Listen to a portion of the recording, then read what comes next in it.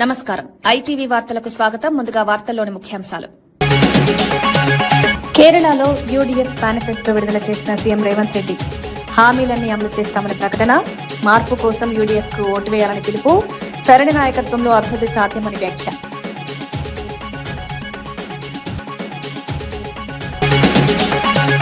అమరావతి అంశంపై కిరణ్ రిజిజును కలిసిన మంత్రి లోకేష్. అమరావతికి సహకరించినందుకు కృతజ్ఞతలు. రాజధాని అభివృద్దిపై చర్చ. రాష్ట్ర అభివృద్దికి సహకారం అవసరమని వ్యాఖ్య.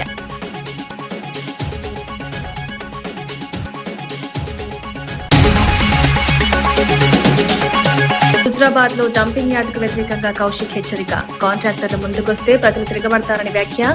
నిర్ణయం వెనక్కి తీసుకోపోతే దీక్ష చేస్తామని హెచ్చరిక. డంపింగ్ యార్డుల వల్ల ఆరోగ్యం ముప్పు అన్న ఆందోళన.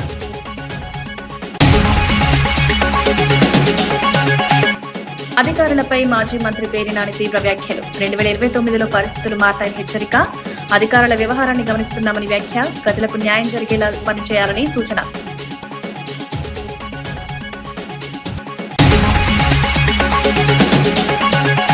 తెలుగు జాతి గౌరవంపై ఎంపీ లక్ష్మణ్ కీలక వ్యాఖ్యలు. కాంగ్రెస్ పాలనలో తెలుగువారిని కించపరిచారని విమర్శ. పొట్టి శ్రీరాముల త్యాగం గుర్తుంచుకోవాలని సూచన. ఎన్టీఆర్ సామాజిక న్యాయానికి ప్రతీకాన్ని కొనియాడిన లక్ష్మణ్. కేరళ అసెంబ్లీ ఎన్నికల నేపథ్యంలో యునైటెడ్ డెమోక్రటిక్ ఫ్రంట్ కూటమి మేనిఫెస్టోను సీఎం రేవంత్ రెడ్డి విడుదల చేశారు. స్థానిక నేతలతో కలిసి జరిగిన ఈ కార్యక్రమంలో కీలక వ్యాఖ్యలు చేశారు.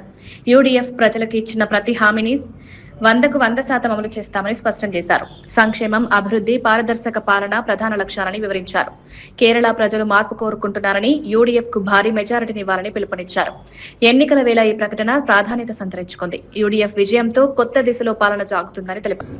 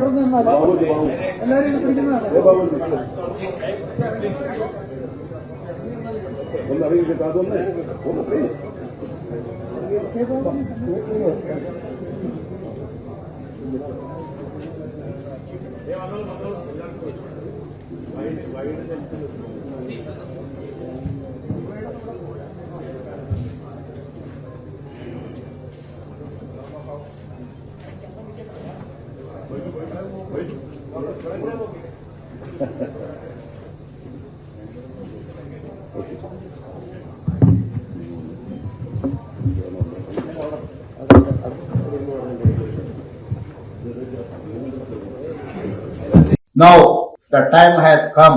Kerala people have to decide who has to run the government. I'm assuring you, I'm going to be there. I'm going to stand along with Kerala people. Next 20-25 years, I'm going to serve poorest of the poor. Whenever Kerala people request, whenever Kerala people wanted to come here, I will come. I will support Kerala people. I have 28 months experience only as a chief minister. Fortune 500 companies are in my state. GCCs are there. Pharma companies are there. You people are skilled people. All these years you have been working for Middle East countries, Gulf countries. Why can't your own state? Earlier we used to work for developed countries like US, any other country, in software, pharma, other different verticals.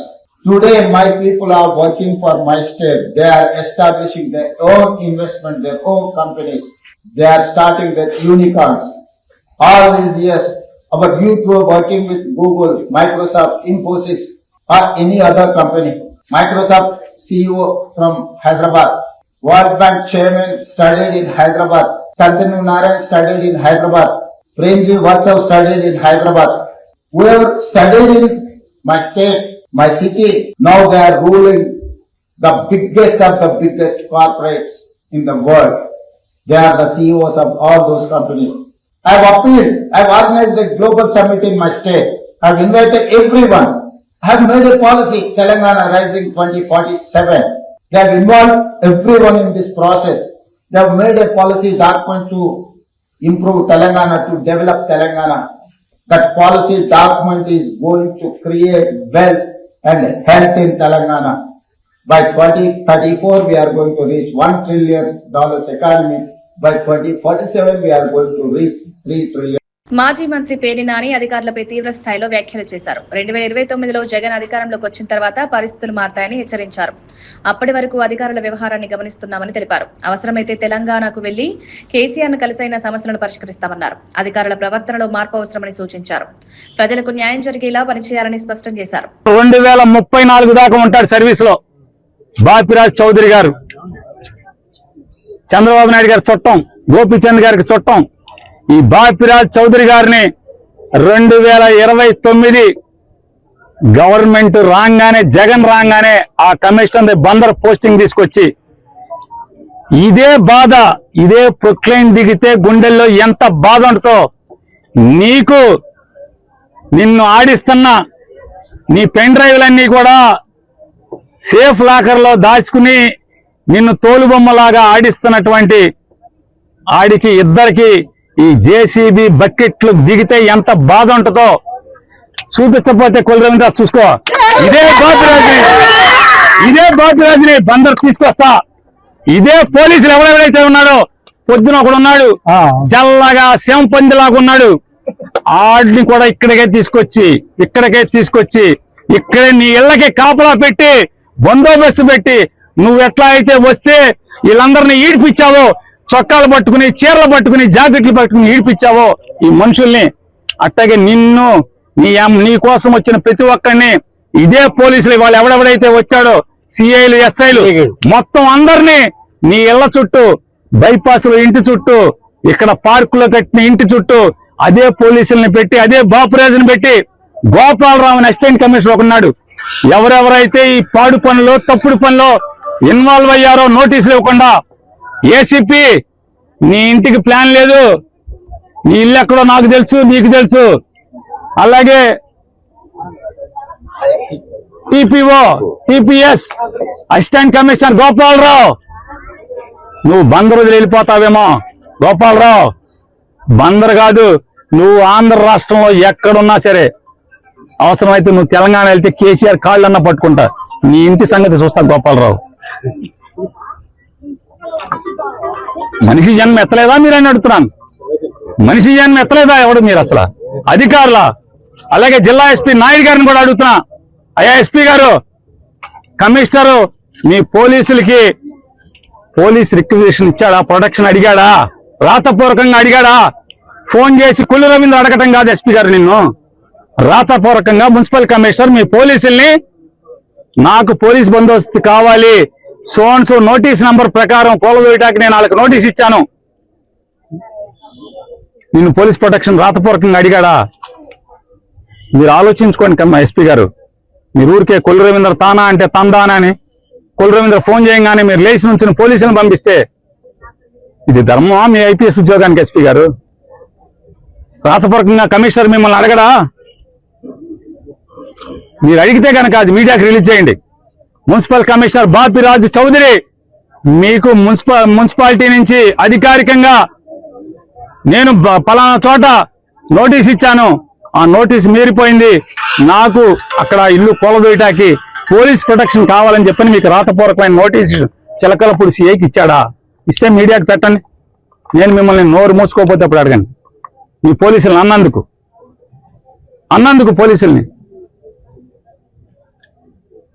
పోలీసులు అన్నందుకు అమరావతి రాజధాని అంశంపై కేంద్ర parliamentary వ్యవహారాల మంత్రి కిరణ్ రిజిజును మంత్రి నారా లోకేష్ కలిశారు. అమరావతికి చట్టబద్ధత కల్పించడంలో సహకరించినందుకు కృతజ్ఞతలు తెలిపారు. రాష్ట్ర అభివృద్ధికి కేంద్రం సహకారం అవసరమని వివరించారు. అమరావతి నిర్మాణాన్ని వేగవంతం చేయడానికి అవసరమైన చర్యలపై చర్చించారు. ఈ సమావేశంలో భవిష్యత్ కార్యాచరణపై కూడా చర్చ జరిగినట్లు సమాచారం.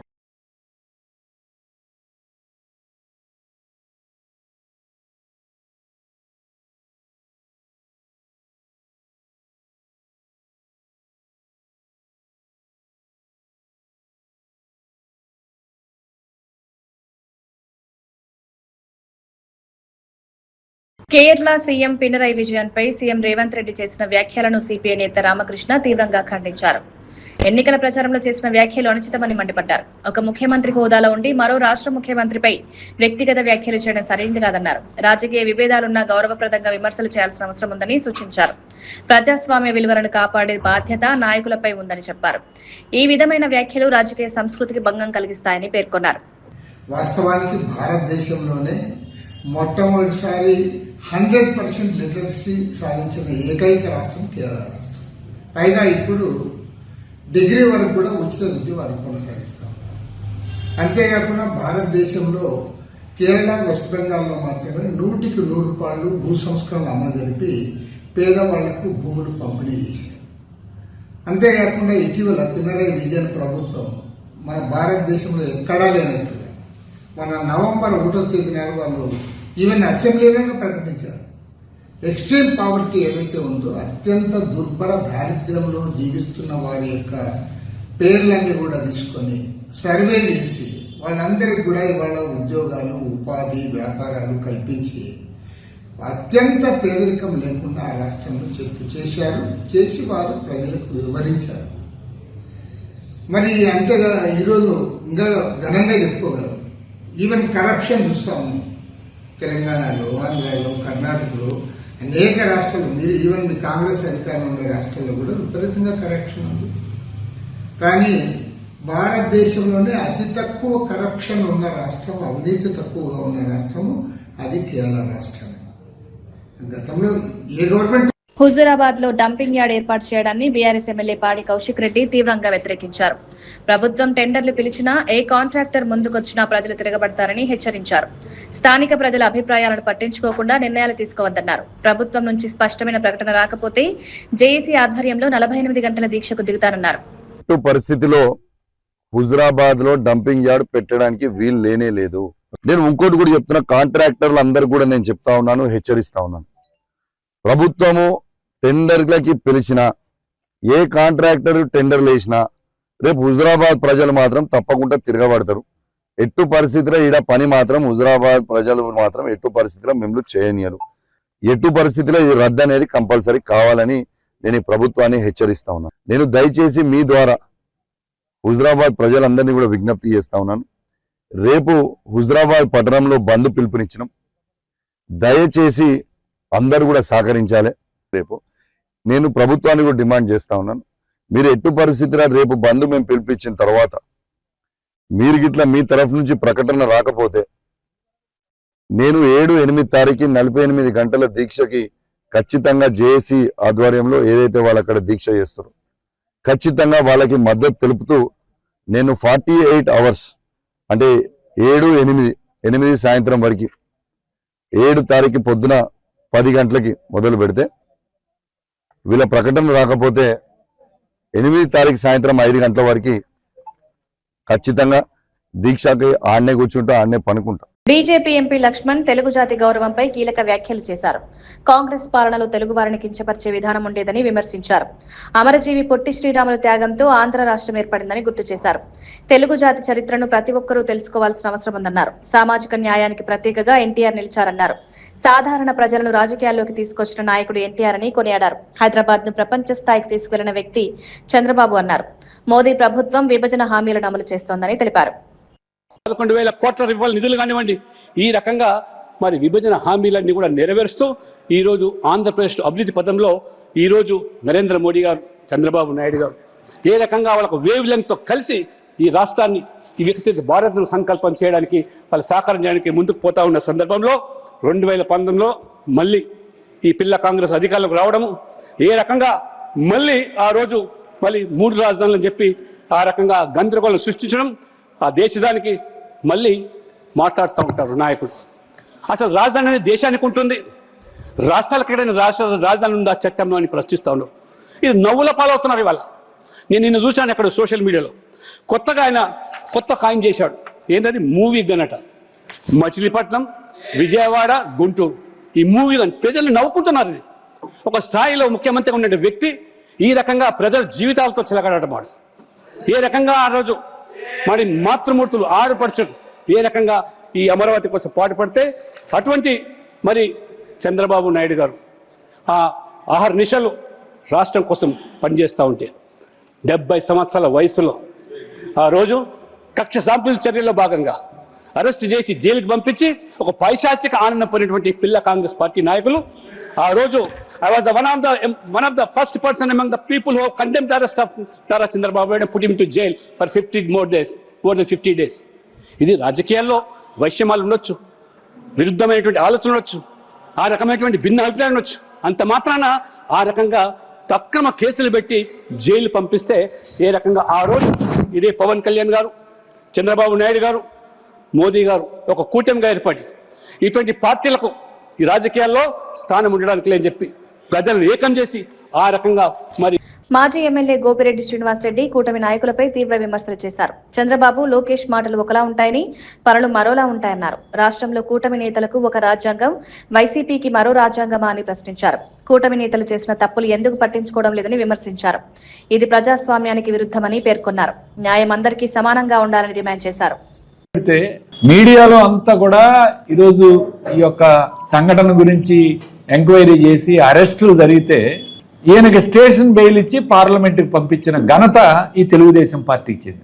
అట్లానే ఇంకొక ఎమ్మెల్యే, రైల్వే కోడూరు ఎమ్మెల్యే అరవ శ్రీధర్, ఆయన అమ్మాయిల్ని మానభంగం చేసి గర్భిణీ చేసి ఒకటిసారి కాదు 4-5 సార్లు చేసినా పాపం అమ్మాయి మొత్తుకుంటున్నా సరే ఆయన యథాస్థితిగా పార్టీ కార్యక్రమాల్లో పాల్గొనటం కానీ, అట్లానే ఇంతవరకు విచారణ కమిటీ వేశారు. ఆ కమిటీ వేసి కూడా దాదాపు 45 రోజుల పైన అవుతా ఉంది.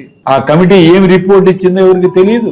నిన్న నర్సరావుపేటలో స్థానిక ఎమ్మెల్యే చదలవాడ అరవింద్ బాబు గారు ఏకంగా ఎస్పీ ఆఫీస్లో దాదాపు 10 గంటల పాటు ఆయన హల్చల్ చేసి ఏదో ఒక లీగల్ అడ్వైజర్ పోస్ట్ ఇవ్వలేదనే ఉద్దేశంతో ఒక ఐపీఎస్ అధికారి ఆయన విధులకి ఆటంకం కల్పిస్తూ ఆయన ఛాంబర్లో 10 గంటల పాటు కూర్చొని వీరంగం చేస్తే మీరేం కేసులు పెట్టరా? ఒక కానిస్టేబుల్ అడ్డుకుంటే వైఎస్ఆర్ కాంగ్రెస్ పార్టీ కార్యకర్త కానీ నేత కానీ విధులకు ఆటంకం కలిగించాడని నాన్ బెయిలబుల్ కేసులు పెట్టి లోపల పడేసే కార్యక్రమం చేస్తారు. అంటే మీకు ఒక రాజ్యాంగం, ఇక్కడ ఈ రాష్ట్రంలో వైఎస్ఆర్ కాంగ్రెస్ పార్టీకి ఒక రాజ్యాంగం. మీరేం చేసినా చెల్లిపోతుంది ఈ రాష్ట్రం. ఎవడు ఏం చేసినా, ఎన్ని దోపిడీలు చేసినా, ఇసుక, మద్యం, ఎవడు మీ ఇష్టం ఏది చేసుకున్నా సరే పేకాట క్లబ్బులు నడిపిస్తున్నారు చిలకలూరిపేటలో, సక్కనపల్లిలో. ఏమి మాట్లాడరు. లోక్సభలో ఓవర్సీస్ సిటిజన్స్ ఆఫ్ ఇండియా క్రీడాకారుల అంశంపై కాంగ్రెస్ ఎంపీ చామల కిరణ్ కుమార్ రెడ్డి ప్రస్తావించారు. హైదరాబాద్ వంటి నగరాల్లో ఎంతో మంది ప్రతిభావంతులైన ఓసీఐ క్రీడాకారులు దేశవాళీ క్రికెట్ టోర్నీలో రాణిస్తున్నారన్నారు. 2024లో బీసీసీఐ నిబంధనల మార్పుతో వారు అవకాశాలు కోల్పోతున్నారన్నారు. ఇది ప్రతిభకు అన్యాయం చేస్తుందన్నారు. వారికి భారత్ తరపున ఆడే అవకాశం కల్పించాలని కేంద్ర క్రీడల మంత్రిత్వ శాఖను కోరారు. Prime Minister Shri Narendra Modi ji on 27th September 2015 at SAP Center in San Jose, USA, whose words left a lasting impact on overseas citizens of India. With deep passion for cricket, they moved back to India.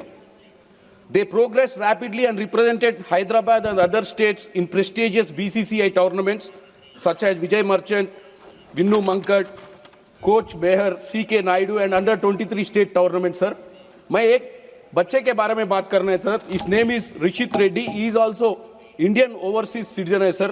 He represented India for under 19. His parents have moved back to India and started their company and providing employers contributing to the society and the economy. However, in 2024, The BC ఇండోనేషియాలో సంభవించిన శక్తివంతమైన భూకంపం ప్రజలను తీవ్ర భయాందోళనకు గురిచేసింది. Richter స్కేల్పై 7.6గా నమోదైన ఈ భూకంపాలు అనేక ప్రాంతాల్లో తీవ్ర ప్రభావం చూపాయి.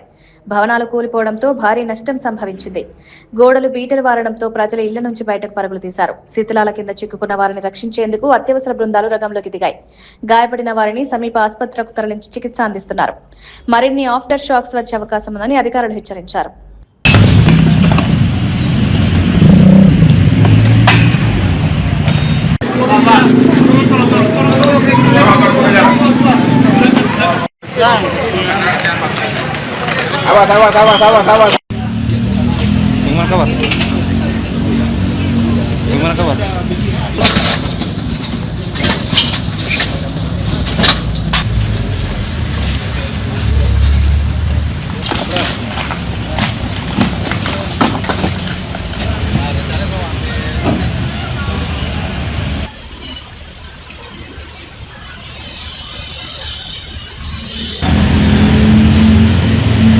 పశ్చిమ బెంగాల్ ఎన్నికల ప్రచారంలో కేంద్ర హోంమంత్రి అమిత్ షా మమతా బెనర్జీ ప్రభుత్వంపై తీవ్ర విమర్శలు చేశారు. రాష్ట్రంలో అవినీతి చొరబాట్లు పెరిగిపోయాయని ఆరోపించారు. బెంగాల్ ఉనికి ప్రమాదంలో పడిందని పేర్కొన్నారు. మోదీ నాయకత్వంలోనే అభివృద్ధి సాధ్యమని స్పష్టం చేశారు. రాష్ట్ర విముక్తి కోసం బీజేపీ అభ్యర్థులను గెలిపించాలని ప్రజలకు పిలుపునిచ్చారు. వివేకానందుడు రవీంద్రనాథ్ ఠాగూర్ కలలుగన్న సోనార్ బంగ్లా నిర్మాణం లక్ష్యమన్నారు. आगे चल गए, अब बारी हमारे बंगाल की है। मुझे बताओ भवानीपुर वालों, बंगाल में परिवर्तन करना है या नहीं करना है? बंगाल में तो परिवर्तन होगा ही, भवानीपुर में परिवर्तन करना है या नहीं करना है? मैं भवानीपुर की जनता को करबद्ध निवेदन करने आया हूं। తూర్పు గోదావరి జిల్లాలో నిర్వహించిన బడ్జెట్ అవగాహన కార్యక్రమంలో మంత్రి నిమ్మల రామానాయుడు రాష్ట్ర ఆర్థిక పరిస్థితిపై తీవ్ర వ్యాఖ్యలు చేశారు. గత 5 ఏళ్ల వైసీపీ పాలన వల్ల రాష్ట్ర ఆర్థిక వ్యవస్థ తీవ్రంగా దెబ్బతిందన్నారు. రాష్ట్ర ఆర్థిక పరిస్థితిపై వెంటిలేటర్పై ఉన్నట్లు మారిందని వ్యాఖ్యానించారు. అప్పులు పెరిగి అభివృద్ధి కార్యక్రమాలు నిలిచిపోయాయన్నారు. ప్రస్తుత ప్రభుత్వం ఆర్థిక వ్యవస్థను గాడిలో పెట్టేందుకు చర్యలు తీసుకుంటోందన్నారు. ప్రజలకు బడ్జెట్ వివరాలను స్పష్టంగా తెలియజేయడం ముఖ్యమన్నారు. అదేవిధంగా వేదికను అలంకరించినటువంటి గౌరవ జేసీ స్వరూప్ గారికి, అదేవిధంగా మున్సిపల్ కమిషనర్ రాహుల్ మీనా గారికి, డిఆర్ఓ సీతారామమూర్తి గారికి, ఇంకా వేదిక ముందున్నటువంటి గౌరవ శాసనసభ్యులు, అదేవిధంగా గౌరవ అధికారులకు, పాత్రికేయ మిత్రులకు అందరికీ కూడా ముందుగా నా హృదయపూర్వకమైనటువంటి నమస్కారాలు ముందుగా మీ అందరికీ కూడా తెలియజేసుకుంటూ, ఈరోజు గౌరవ ముఖ్యమంత్రి నారా చంద్రబాబు నాయుడు గారు 2024లో ప్రజల ఆశీర్వాదంతో కూటమి ప్రభుత్వం అధికారంలోకి వచ్చిన తర్వాత ఆర్థికమైనటువంటి ఇబ్బందులు, ఆర్థికపరమైనటువంటి కష్టాలు ఈ యొక్క ఆంధ్రప్రదేశ్ రాష్ట్రానికి ఉన్నటువంటి స్థితిలో కూడా ఏ రకంగా అభివృద్ధిని, సంక్షేమాన్ని ఈరోజు రాష్ట్రంలో అమలు చేస్తున్నామో ఈ బడ్జెట్ అవుట్ రీచ్ ప్రోగ్రాం ద్వారా ప్రతి జిల్లాలోనూ, ప్రతి నియోజకవర్గంలోనూ, ప్రతి మండలంలోనూ కూడా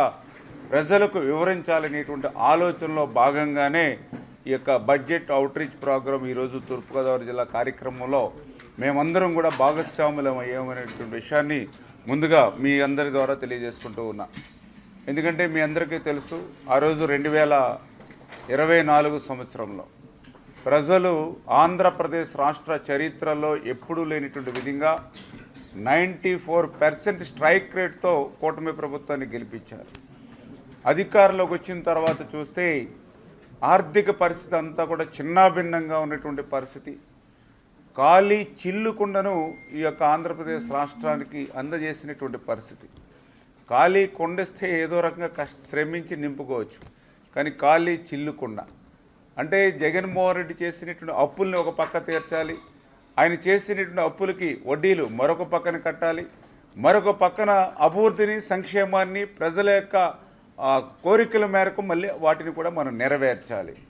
ఇటువంటి సవాళ్ళనన్నింటినీ కూడా అధిగమిస్తూ ఈరోజు ఒక పరిపాలనా దక్షత ఉన్నటువంటి వ్యక్తి ఈరోజు ముఖ్యమంత్రిగా చంద్రబాబు నాయుడు గారు ఉండడం, ఆయనకి కొండంత అండగా ఉప ముఖ్యమంత్రిగా ఇవాళ పవన్ కళ్యాణ్ గారు ఉండడం, వీరిద్దరికీ తోడుగా నరేంద్ర మోడీ గారు ఉండడం వల్లనే ఇటువంటి సవాళ్ళన్నింటినీ కూడా అమెరికా అధ్యక్షుడు డొనాల్డ్ ట్రంప్ ఫ్రాన్స్ అధ్యక్షుడు మైక్రాన్ పై చేసిన వ్యాఖ్యలు సంచలనంగా మారాయి. మైక్రాన్ వ్యక్తిగత జీవితాన్ని ప్రస్తావిస్తూ ఆయన భార్య అతన్ని పట్టించుకోదని వ్యాఖ్యానించారు. ఆమె దురుసుగా ప్రవర్తిస్తోందని కూడా అన్నారు. ఇటీవల గాయాల నుంచి కోలుకుంటున్నాడని వెటకారం చేయడం వివాదాన్ని పెంచింది. ఈ వ్యాఖ్యలకు సంబంధించిన వీడియో సోషల్ మీడియాలో వైరల్ గా అవుతోంది. ప్రపంచవ్యాప్తంగా నేతల వ్యక్తిగత విషయాలపై వ్యాఖ్యలు చేయడం సరైందా అన్న చర్చలు మొదలయ్యాయి. అంతర్జాతీయ సంబంధాలపై ప్రభావం ఉంటుందా అనే ప్రశ్నలు తలెత్తుతున్నాయి.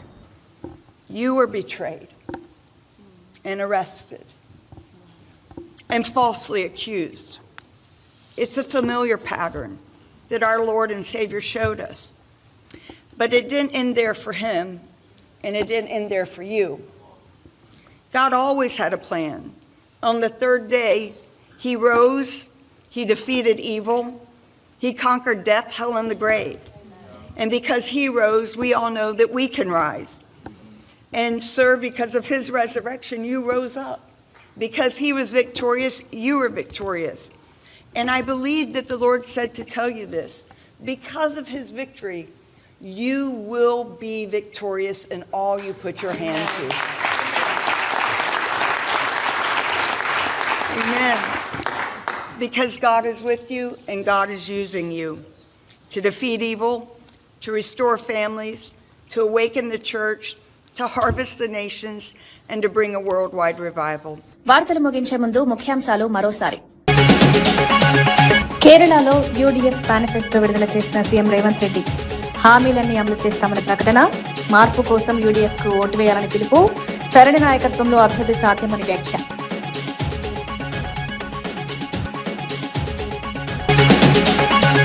అమరావతి అంశంపై కిరణ్ రిజిజును కలిసిన మంత్రి లోకేష్. అమరావతికి సహకరించినందుకు కృతజ్ఞతలు. రాజధాని అభివృద్ధిపై చర్చ. రాష్ట్ర అభివృద్ధికి సహకారం అవసరమని వ్యాఖ్య.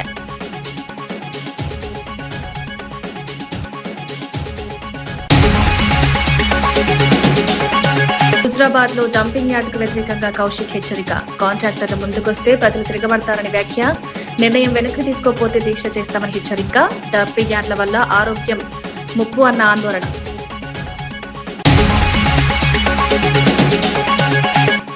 అధికారులపై మాజీ మంత్రి పేర్ని నాని తీవ్ర వ్యాఖ్యలు. 2029లో పరిస్థితులు మారతాయని హెచ్చరిక.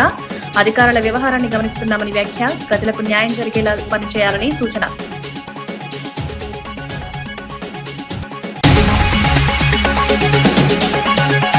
తెలుగు జాతి గౌరవంపై ఎంపీ లక్ష్మణ్ కీలక వ్యాఖ్యలు. కాంగ్రెస్ పాలనలో తెలుగువారిని కించపరిచారని విమర్శ. పొట్టి శ్రీరాముల త్యాగం గుర్తుంచుకోవాలని సూచన. ఎన్టీఆర్ సామాజిక న్యాయానికి ప్రతీకాన్ని కొనియాడిన లక్ష్మణ్.